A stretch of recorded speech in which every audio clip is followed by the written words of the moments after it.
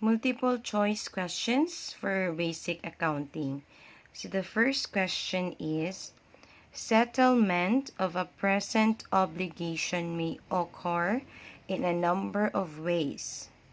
For example, by letter A, payment of cash, letter B, transfer of other assets, letter C, provision of services, letter D, replacement of that obligation with another obligation, letter A, conversion of the obligation to equity, and letter F, all of the above.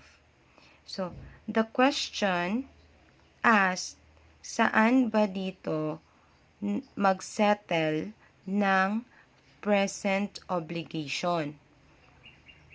When we pay cash in the letter A, did we settle obligation? Yes. Kasi binayaran na natin ng cash yung ating utang. Letter B, transfer of other assets. Yes, it can also settle present obligation by transferring other assets except of cash. So letter B is also correct, one of the example of the settlement of present obligation. Letter C, provision of services. So if ever you have a present obligation or a liability, you cannot pay cash and you cannot also transfer other assets, but you can also provide services. So letter C is also correct. Letter D, replacement of that obligation with another obligation.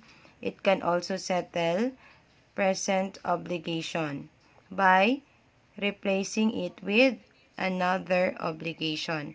Letter E, conversion of the obligation to equity is also correct. So here, the answer for the first question is letter F, all of the above. All of the following can settle a present obligation. So letter F. Next question. A current asset which includes coins, currencies, and bank deposits is called letter A, cash equivalents. Letter B, notes. No, it is not cash equivalents because cash equivalents includes checks, etc. Notes receivable, these are collections.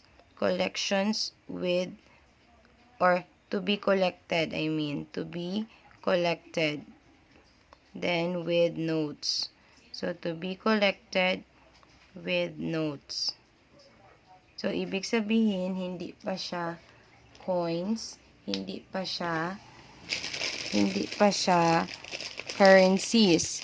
Also, accounts receivable is to be collected also, but without note.